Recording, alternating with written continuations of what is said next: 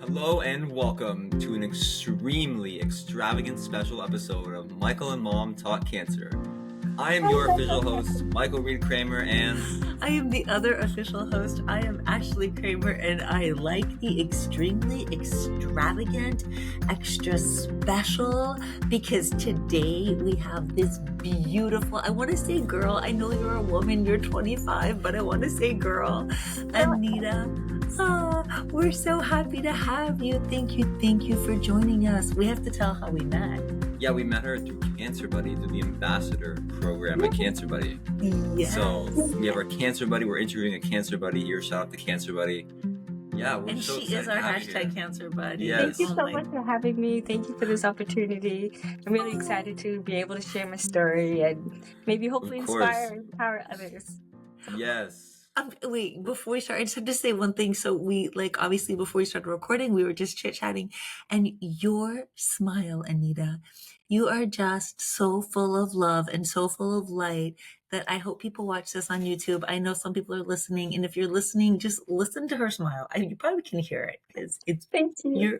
your smile is beautiful. Mhm. All right, let's get at it. Yeah, so I just want to ask you. We both want to ask. Well, yeah. Well, this is me. I want to know what your symptoms were before your diagnosis, and then what was your diagnosis? Yeah, it's always interesting, the symptoms. Yeah. Yes. So, first of all, I've always been I want to be a healthy person. I used to be in track and field, and I even loved running. I love running as my therapy. So, it was started with just back pain, but I was also in school and I was working about 4 jobs on the side to make ends meet. So I'm like, maybe it's the fatigue. Wait, back up. Did you just say 4 jobs? Yes. 4 jobs. Oh my God, woman. Okay, overachiever, 4 jobs and school. Yes. But it was because one job would be teaching and then one job would be private teaching. So it would be split in 2 hours. Each job wouldn't be the whole day. So there was Okay. one job that was only weekends and one job was weekdays because I was a teacher. Okay. Mhm. What kind, What kind of teacher?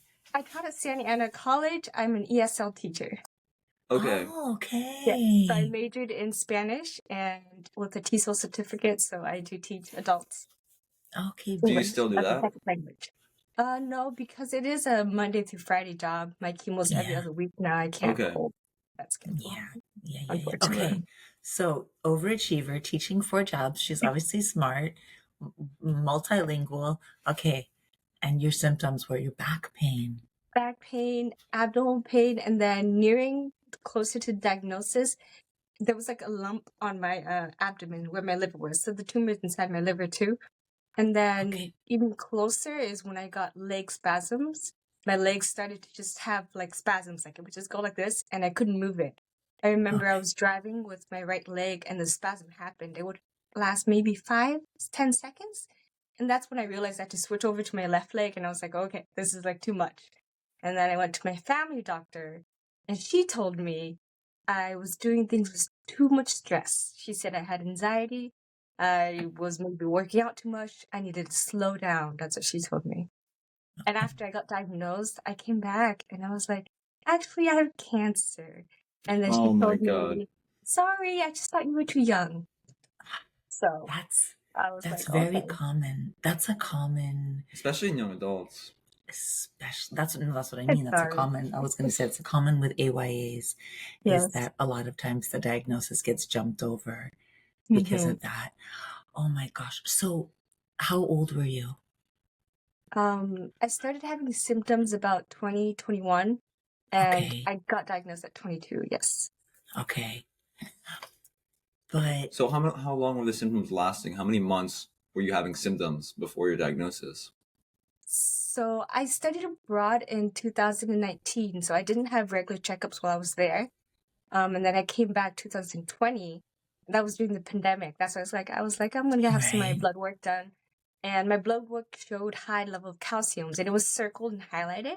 But my doctor was like, oh, it's nothing. It's just too much vitamin D. And the year after, 2021, same thing, was high levels of calcium in my blood.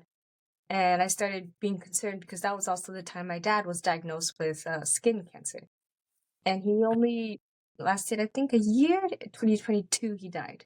7 I know. months I'm so after. sorry. I know. I was going to ask you about that.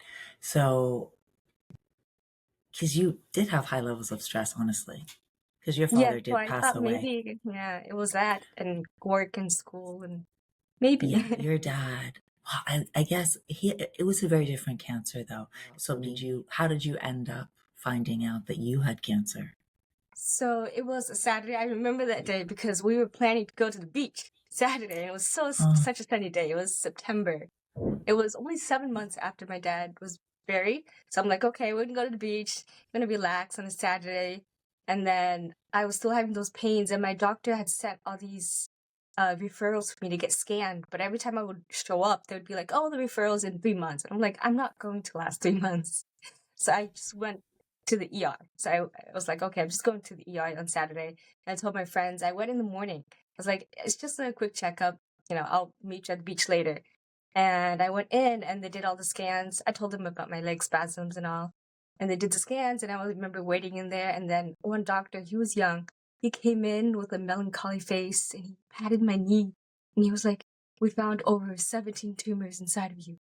And he looked at me and then Wow. walked out. And I was Oh like, my God. this must be a joke, right? I was Who like, how am I gonna tells make you that it? and walks out? Wait, we just walked Yeah, out? he walked out and then he came back in, like he recollected himself or something. And then he started explaining the CT scan showed up more than 17 tumors. The biggest one was, I think, 16 centimeters in my liver. It was all over my liver, my 16 bone. centimeters That's like half a foot, in right? your liver? Yeah, it made my liver that enlarged that it was popping out of my abdomen. That's why I had felt that little hard spot there. So Oh it my is goodness. stage 4 that we found it later, stage 4, and that's why I spread it all throughout my body. What is the And name, then the exact name of your cancer? it's neuroendocrine carcinoma, but they misdiagnosed me with Ewing sarcoma because they thought it Okay. was a common youth Yes. cancer. Okay. Yeah. Oh my gosh, I have a million questions. Okay, so obviously, right then, that happened. You're supposed to meet your friends at the beach. Did they keep you? Did they admit you? Did they start you Yes, right so away? right away, and that week, I had lost my healthcare insurance for some reason. I'm not sure of the logistics. I wasn't about to worry about that, but they admitted me, and I told my friends, I'm like, I don't think I'm gonna make it to the beach. Oh my So God. they didn't start anything yet because of the healthcare. So it was a whole week in the hospital just getting labs and everything, and they had to deal with my healthcare. All of them, I don't know what they did, but they called up and they got my healthcare back, and so I instantly got a port first. Yes. I remember it was happening so fast. I didn't know why I got a port. I didn't even know PICC line was a thing or anything like that. But they said, we're looking at long-term chemo and it's best if you just get a port right away. So I got the port first. And then by the end of the month, I was in the hospital for a whole month. And by the end of the hospital, they diagnosed me with Ewing sarcoma and said I might be able to get chemo for 2 years. And then I don't know what happened. They sent my biopsy off to Mayo Clinic and said actually it was neuroendocrine carcinoma. And then Which I've never heard of. Yes, I me think neither. I was like, what is this? I think I have someone in my support group who has it or had it. So It's I've heard of rare. it. Yeah, it's very rare. It's rare. Yeah. But Yeah. they said it's like a small cell lung cancer. And my dad did die with a tumor inside his lungs. So Okay, maybe it's because connected. that's what I was going to ask you, because your father did he have melanoma? They said he had melanoma, but the tumor was inside his lung, and when he died, one of his lungs died first. So he died of pneumonia or lung failure. So we weren't really sure, but they said skin cancer. Yeah, melanoma. I feel like we're jumping all around. So your father was diagnosed with cancer. It's similar to Michael. Yeah. So my father died of lymphoma, and I also had a different form of lymphoma. And they also said it was probably not related, but who knows? But they said probably not related. And it sounds like, because I did look on your story and try to find out about you, but it sounds like yours aren't related. But then again, what you're saying sounds like there is a possibility. But what happened with your father, and how did he find out? He was coughing for years, and then finally, maybe 2 years before he died, then he got checked. He kept getting referred to different doctors. I think it was a doctor issue too. Until one doctor actually noticed him and said, this constant coughing is not normal. And they had him checked up, and then that's when they found the tumor inside his lung. I think he went through 1 or 2 rounds of chemo, and then he just wasn't strong enough. And it happened so fast. I didn't realize how fast cancer was. Yeah. But it was 1 year, and he became a vegetable in a year, and then that was it. So Did you guys know when he was gonna pass away? Did you know have a few weeks or months to prepare? So it was a few days before he passed. He was a vegetable stay in the hospital, and the hospital said he's just gonna pass anytime. You can bring him home. So that we brought him home that night, and when he just got pulled into the room, his room at home, and the nurses and paramedics were still there, and we were all, me, my brother, and my mom was still in the room. He took his last breath, so we were all there for him. So it was like him knowing he wanted to go home, and so the nurses there, and everything. So that makes me cry. It's so sad but beautiful. Be there for him.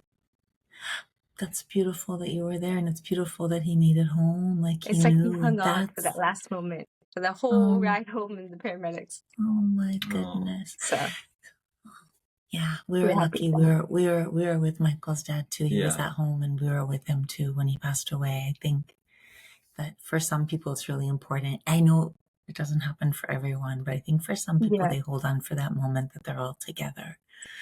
Oh my gosh! So for you, our dads must be buddies in heaven right now, and they must be watching us.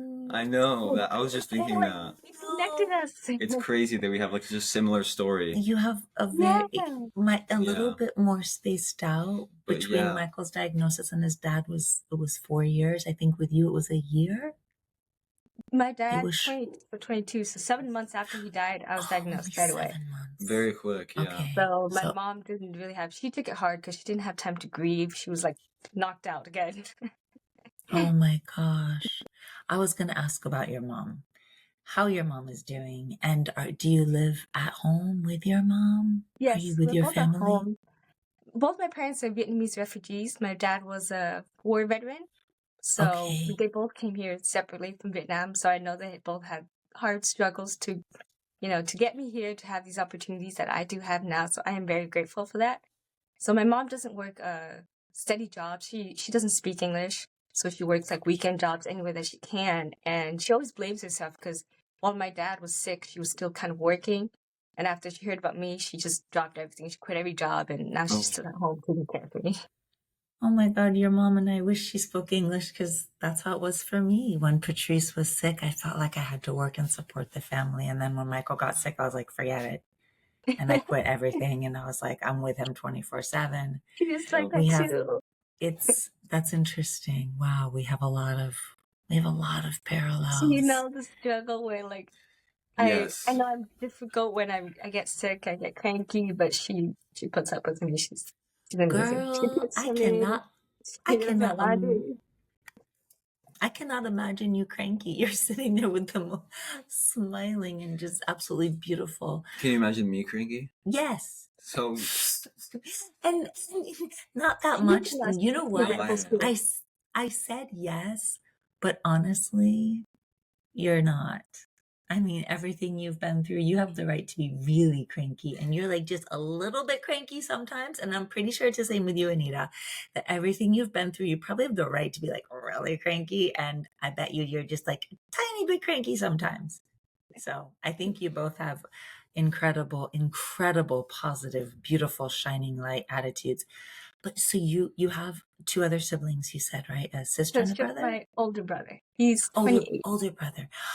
Okay, so you're the baby. Does he live at home? Home? Where is he? Yes, he lives at home.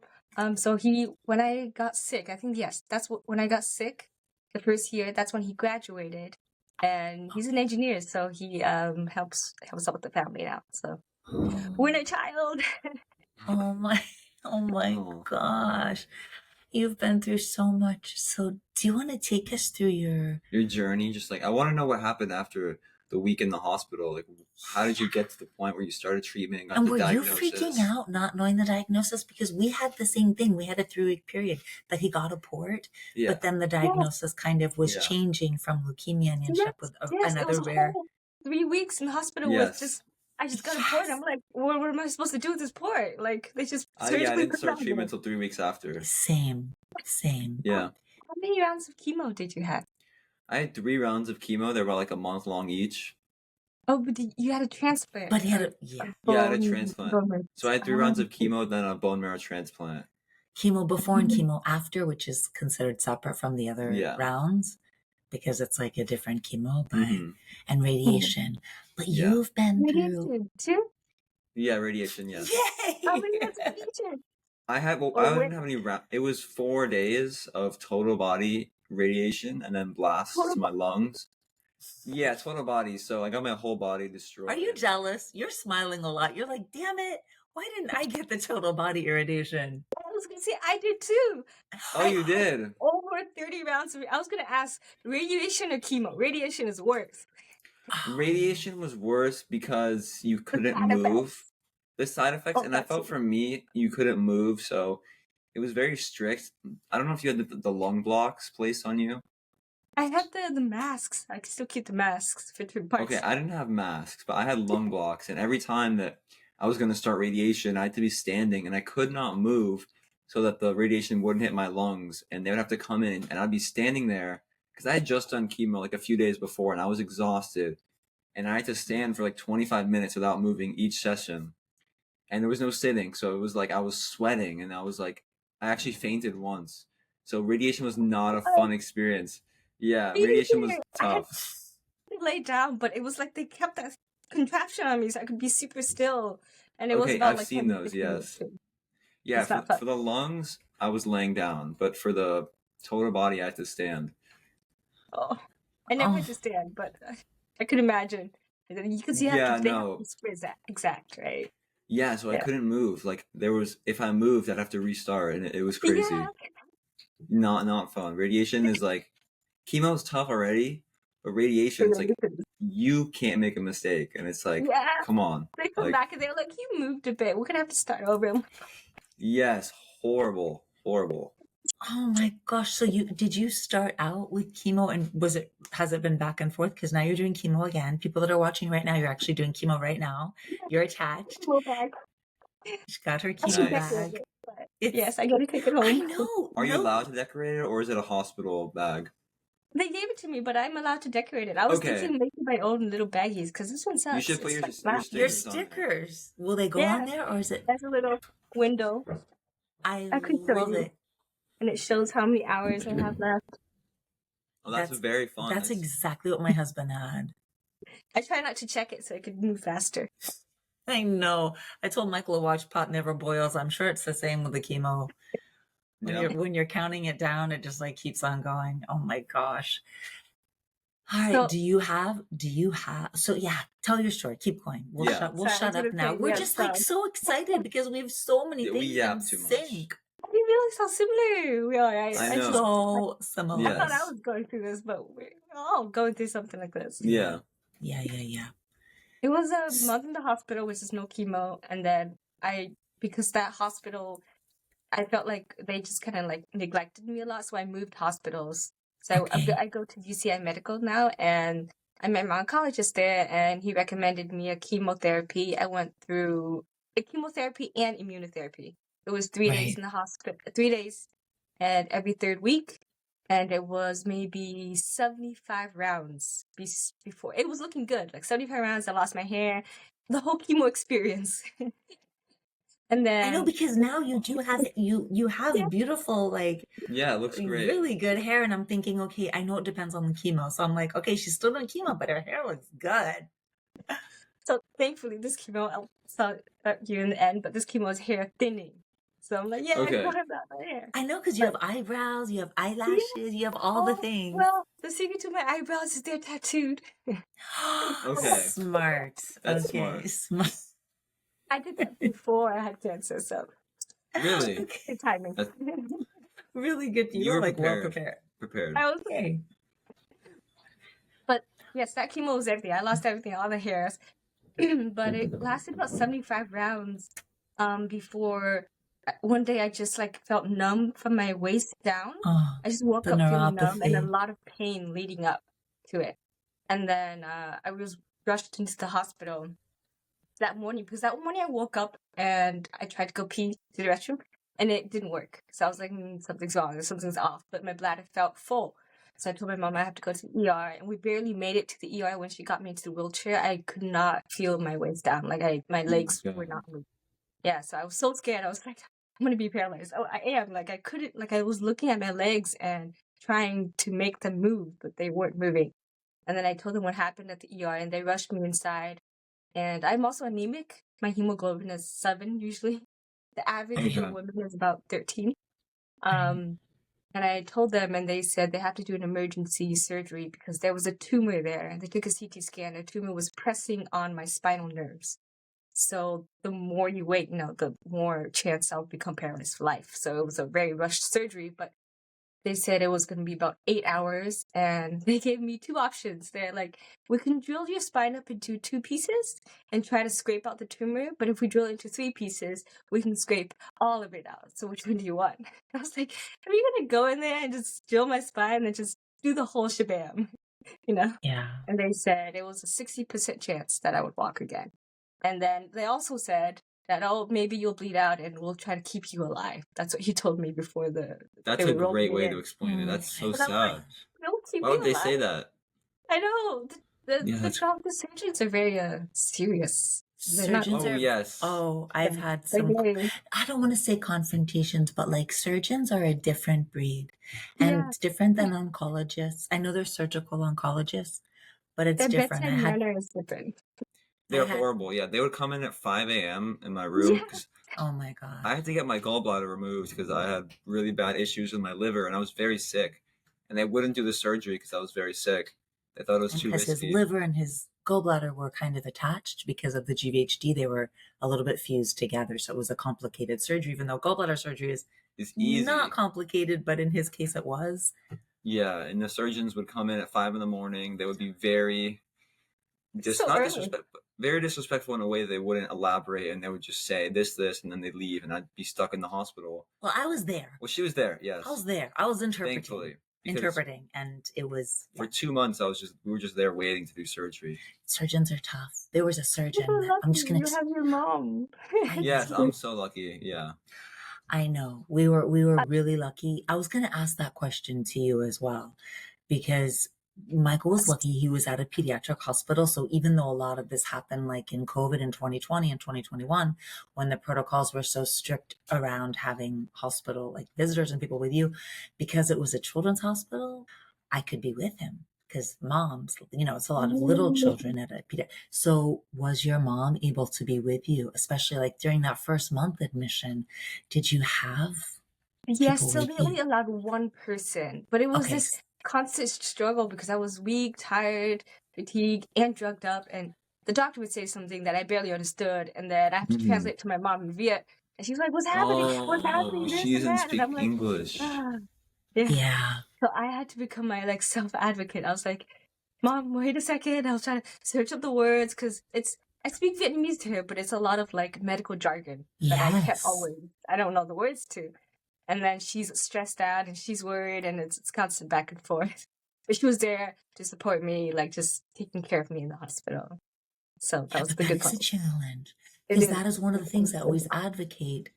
I always say to patients, no matter your age, my husband, any age, it's great to have a caregiver there because you need another ear.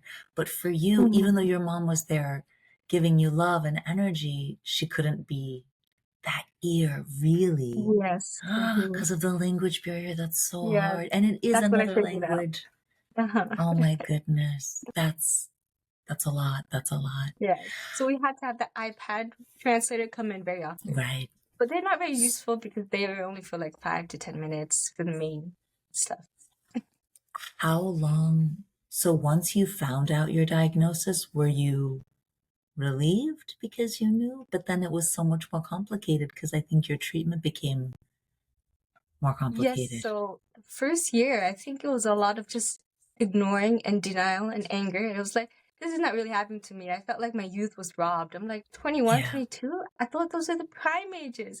I'm supposed to live out my dreams. I worked hard. I just graduated in 2021 to become a teacher. And when I graduated, I remember my dad watching me online to walk my graduation. I always Aw. wanted him to come to see me.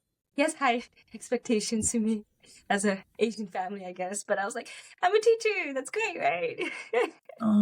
So at least he got to see that, but he didn't get to see me like land my teaching job. And I taught a full semester and half before I was diagnosed. So I'm like, okay, I got some work in. I could say that. So now I'm resting, and that's when the first year I was like, what should I do with my life? And I don't know what to do. What else? And that's when I started my sticker art. I was just sitting on Yes. the couch, and then I was like, actually, why don't I just draw some funny art?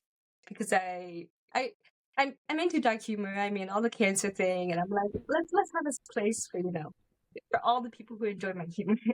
So I made Apollo the alien. I named him Apollo, I and love it. basically his stickers like this. Lavender represents all cancers. We need some of those. You need to send us I some. know. yes, We need to buy some. We'll buy No, some. you're not going to send them. We're 'Cause going to buy some I online. need to put in my water bottle. Mine too.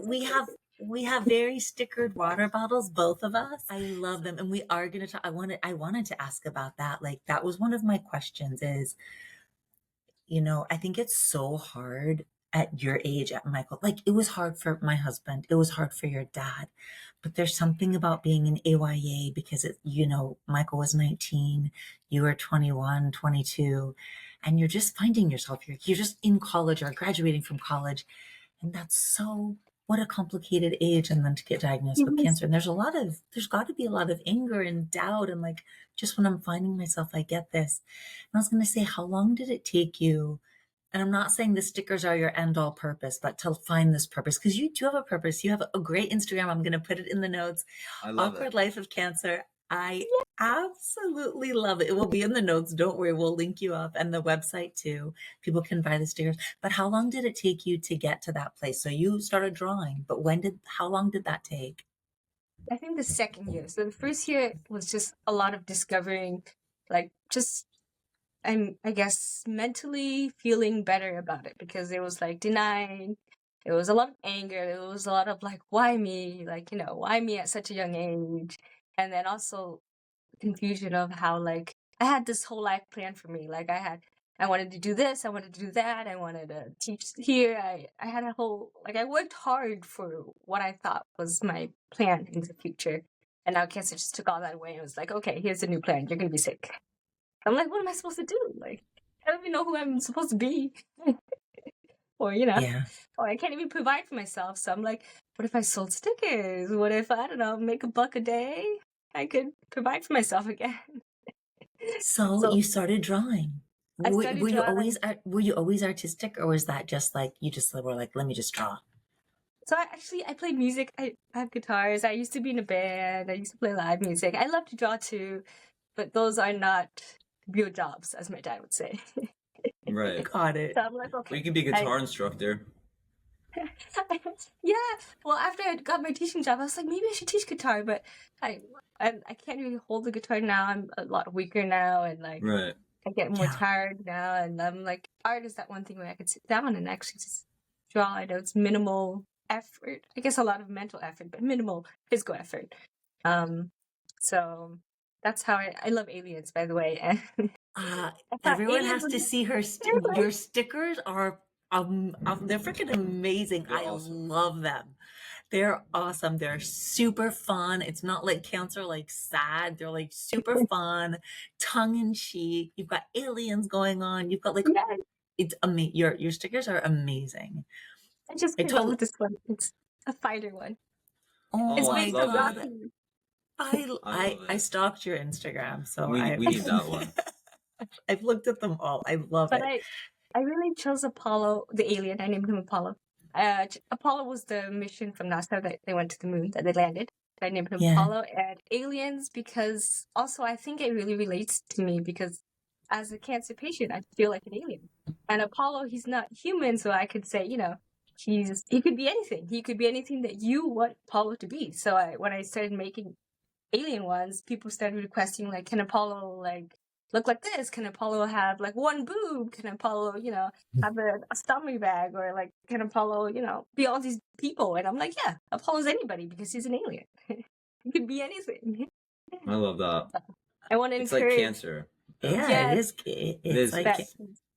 Everyone's different during cancer and Yeah. after cancer, so it represents everyone. That's so meaningful. But I kind of want to ask you, like, what is your treatment plan now? Like, what is going on? What is it looking like for the next few months or years to come with treatment? Like, what is their do goal? you have a plan? Do you have a roadmap, or So do you after know? that surgery, well, before the surgery, I was on a clinical trial for a few months that failed too. So after the surgery, I had over 30 rounds of radiation. That was the worst. So it was my Right. back, my neck. And then after the surgery, they did a whole CT scan. And that's when they found the worst news was they found one tumor inside my brain, my head, thankfully. Okay. Because it's a neuroendocrine carcinoma, could spread anywhere, anytime. So my oncologist says that if it reaches my brain, it's kind of like game over. But it was on the skull, so it wasn't inside, thankfully. Okay. So they had radiation for that, and it seems like it's stable now. At one point, like, there was like a big giant blob right here, and I was like, oh no, it's on my face. That's always fire, like anywhere else. It's on my face.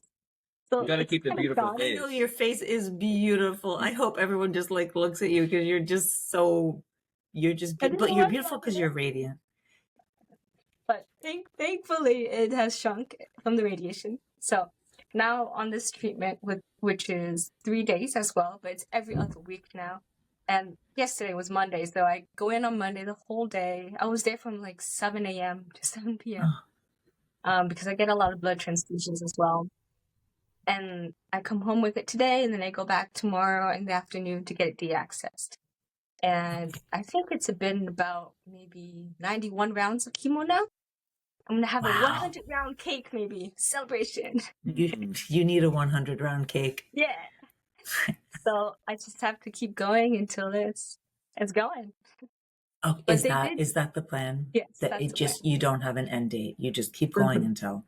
Okay. My oncologist, and I also had a second opinion. They also said life expectancy for neuroendocrine carcinoma is about 5 years.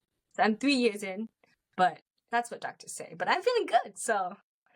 Okay. You You look good. You You have look so amazing. much You have amazing energy. energy. Energy to make it. And you never know with this stuff. You Oh, no. never know. We have Exactly. heard people that have had diagnosis of. We've had so many in our podcast that have been like 8-month diagnosis, and they're on our podcast and they're like, it's been 20 years. And so, There's so many stories like that too. Yeah. But I so many truly stories. believe that the human spirit is the hardest thing you cannot break. So cancer can Exactly. take anything away, physical, anything, like anything, but the human spirit. So I And really you're- truly believe. And your spirit, oh my goodness. You wow. have the human spirit. You have are that just strong full mind. of it. You are Thank full you. of spirit. It's me and my dad fighting together. So. I was, oh my God, I was literally about to Yes. say, I feel your dad is coming. I think your dad is coming through you. And I felt that so much with Michael because he also had an 8-month prognosis and it's been almost 5 years. Yeah. It's your dad fighting with you. I Yes. think that's the Right? secret. Yeah, we always talk about that. We talk about that a lot. So right now, are the stickers, is this your passion? Is this your, to like share your story and to like share the stickers, connect with other cancer survivors? What do you feel like your purpose is right now with this? So I started the stickers as my own coping mechanism because I was like, I Right. don't know what else to do. That was my next question is how do you cope?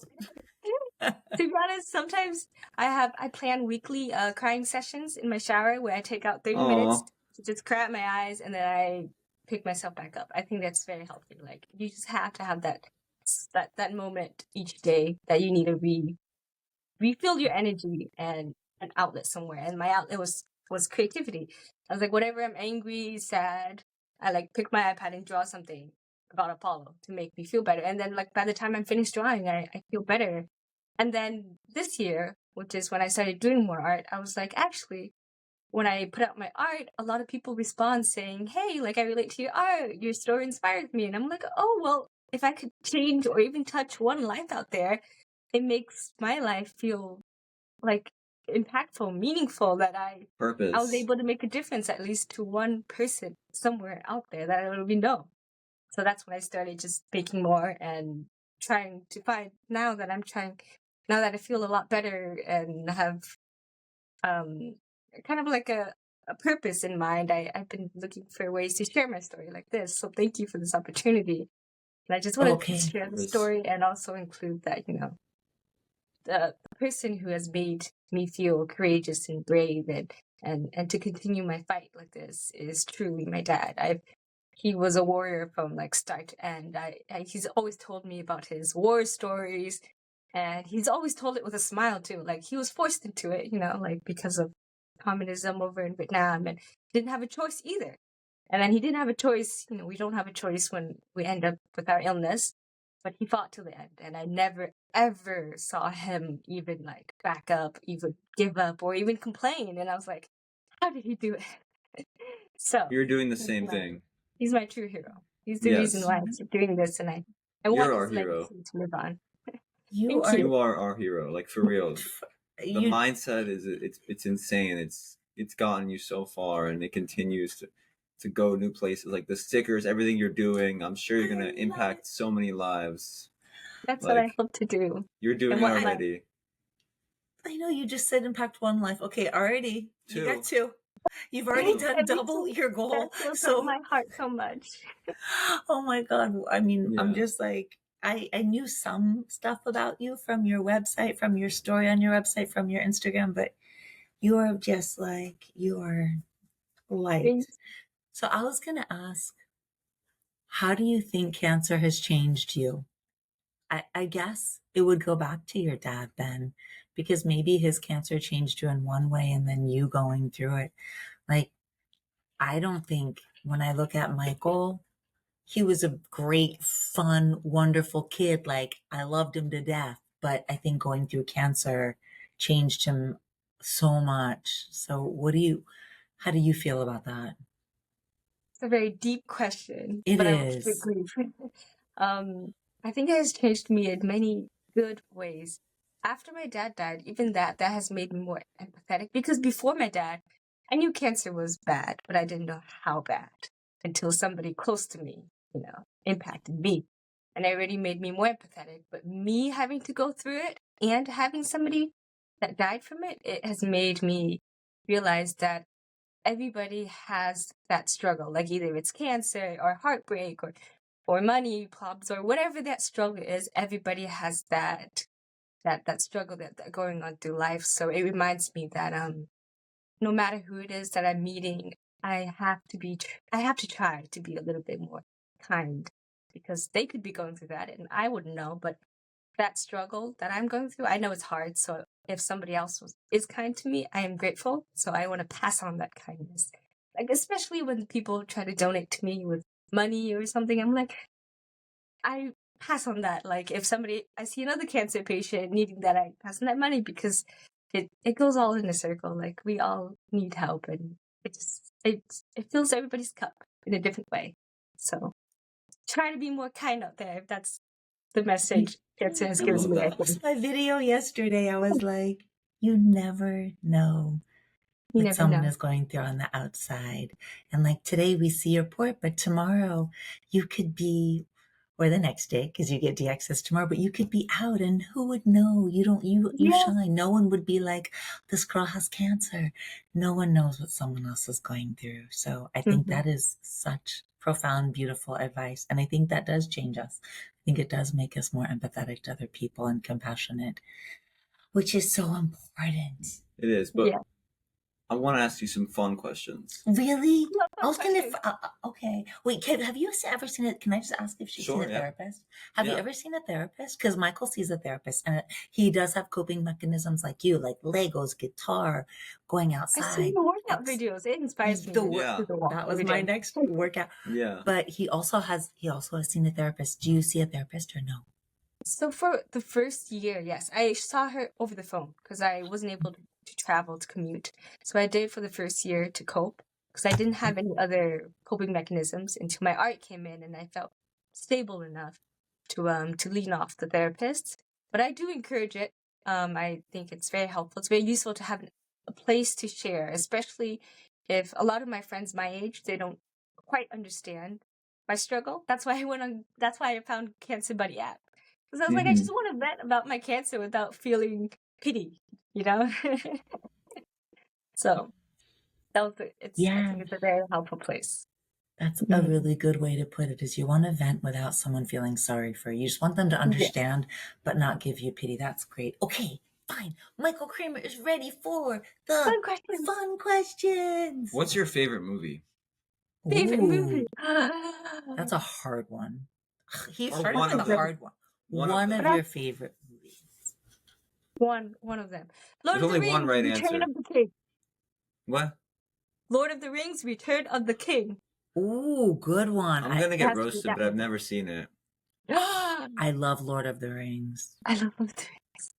I've seen like one of them. You must Yeah, watch. but- You must show him all of them and the extended edition, and then watch The Hobbit, and then The Rings of Power, Okay. You've never seen The and then Hobbit? read the books after. I'm sure you have. Send me a message in the order to watch them, and No. we'll try. I'll try. I'll make sure. Okay, see, I'm just gonna do true confessions because I've read all the books multiple times, but I haven't You seen all the have? movies. So this is gonna make me watch the movies because I'm a book girl. So I've read the books many times, but I will. All I know is Because that like of you, wait. because of you, we will watch the movies. I know that Frodo. Frodo gets the ring, Yeah. and then he goes with the little Dobby-looking creature that looks like Dobby from Harry Potter. I know they have similarities. Come on now. And then they go, and they get to that weird, scary place, and then they try to destroy the guy, and that's all. Yes. But I didn't think I even finished the first movie. Like, that's all I remember. That's pretty good. You remember a lot, but But yeah, that little guy's like possessed. He wants the ring. He's like, my precious. Like, that's exactly right. You Yeah. you got it. Yeah. Gollum, You you got got it. got it. Yeah. Okay. Let's find another good question. Well, you play music. What is your favorite kind of music? Rock and metal. Oh, What- you guys are meant to be friends. Okay, like, friends forever? What bands? As a kid, I recently, so last year, Living the Dream Foundation let me go to the When We Were Young festival, and I met my high school like heroes, which is Good Charlotte. Which is who? So, Good Charlotte, do you know them? Good Charlotte. I've heard of them. They're emo, but I met them. They were my high school like heroes growing up, Okay. and they were That's- really extremely nice. My emo is like Pierce the Veil or My Chemical Romance.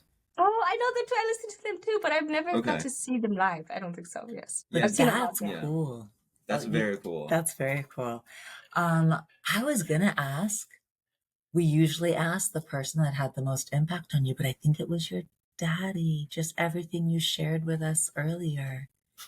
Yes, I believe my dad is my hero, my real hero, Oh. my light. But also, my mom is my caretaker. And also, Yeah. music has always been there for me. I think music is a good therapy. Music Oh. has always been. 100%. Music. I was a music teacher before I gave You up were a my music career. teacher? Yes. I was in orchestra in high school. So I am with you. I feel like music changes the world. It changes energy. It changes. does. I think it's so important in life. Like music is my therapy. So I am totally down with you on that. You want to ask another one? If you had a Yes. magic wand and you could do anything with it, fix anything, Do anything. Whatever. It Just- could be anything. it could be anything. You don't have to fix anything. You could just make something. Like you can like get $1 million, like $1 million, boom, or like cure cancer, boom, or what would it be? Can I get $1 million and cure cancer? Because I want that magic wand. I want $1 million and cure cancer. Well, Boom. a million won't cut it these days. You need like 10 now. I'll take one. World peace? Maybe World world peace. peace will lead to curing cancer. You know what? Maybe. Yeah, because then we wouldn't have to So spend we'd so all much work money together. On It would- war, I love that. and we could work together. Okay, world peace. All the because then smartest we. brains together, then we could just find a cure to cancer. I think Just we have imagine. the that would- smartest brains together right now. Us three, we could do it. And then we would de-stress life, and then there would. Yeah, I We'd think live it like would. the hobbits. I just want to live in a shire. Don't have money, Oh. just eat and live and relax. And play music, And play right? music. And Oh, yes. dance, and And dance. dance. That and would eat. be beautiful. Is there a Yes. question that we did not ask you that you would like us to ask you, or something that you would like to share, like a message you would like to share? I want to share that a lot of people always like come to me and they tell me, "Oh, you look so young. You look so pretty. You don't look sick. You know, you do it so easily. You're always smiling on Instagram. Instagram's curated. I put my best smiles on there to inspire people. Yes, Of but course.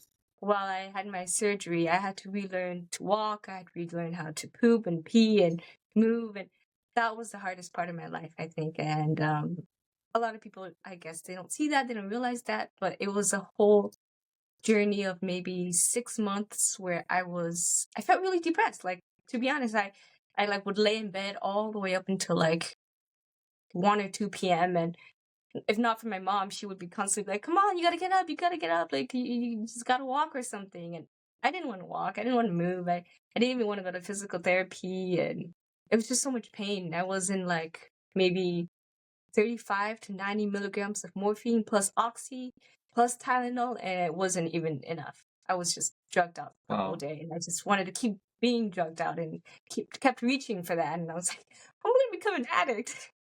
But I think going through that time, I think it's valid to feel those feelings. I think depression is when your body needs a deep rest from being who you're not. Like, I put on smiles every day, but that takes a lot of work. And then when I'm at home, I have to be myself, which is sometimes you have to be sad. And I let my body feel that sadness. And I think it's okay. It's okay to keep crying. It's okay to feel that session of sadness. But I think the most important thing is it's not about forcing that happiness, but it's about not letting the sadness win you over. So just I love that. I want that message to be out there. Do what you got to do, be sad, be angry, be whatever. But at the end of the day, however long you need to take, get over it. And then that's how you keep going on the fight. Like, let your body feel it. It needs it. Beautiful. And that's what I'm in. And I think that might help. You should be a motivational speaker. I know, so beautiful. You just keep doing what you're doing. You're doing great, and the stickers are very meaningful, and you're in the right community now. It's going to evolve organically. Yeah. I love what you said. I know Michael can relate because people look at him all the time and are like, "You're so strong and positive and hopeful," and he has many moments that are hard. And you had many moments when you were in the hospital for a long time that were hard. So I love that you shared that, because people do need to know. And just because you're not always positive doesn't mean you're letting cancer win. Like, you need those negative, right? You need those moments of, it's painful. It is. All right, we have a last question. This is our question we always ask. And it's, if you knew that today it were going to be your last day, or tomorrow was going to be your last day, what would you do today?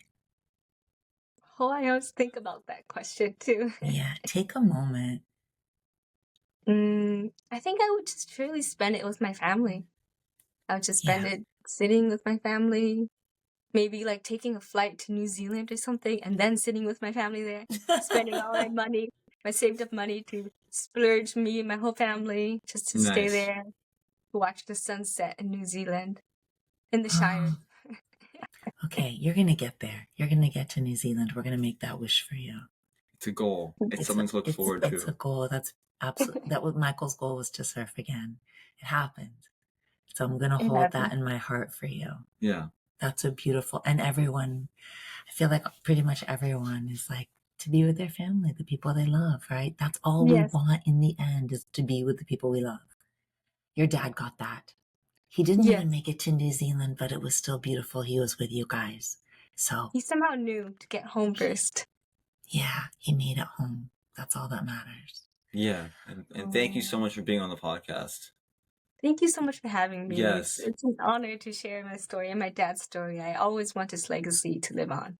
Know that he fought very well. He lives on in you. You are a beautiful shining light. And that doesn't mean you always have to be smiling. And you are beautiful when you smile. But I'm glad to hear that you cry in the shower too, because I think that's really important.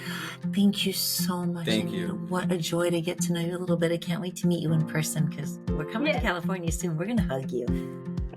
Yes. We're going to hug you. And this is in official. Florida again. You're in Florida, right? I've been to Florida. All right, you come here, we're coming there, we're hugging. For I sure. love traveling. Yes, Traveling is travel's the also the best. answer. All your Yes. problems. Yes. And this is an official goodbye from your host, Michael Kramer, and An official goodbye from the other host, Ashlee Kramer, aka Mom. And thank you so much, Anita, Awkward Life of Cancer. Check out her stickers, check her out. Thank you, everyone, for listening. Thank you so much for having me again. I really enjoyed talking to you and getting to know about both of you. yes. We loved getting to know you. Thank you, everyone, for listening. Mwah.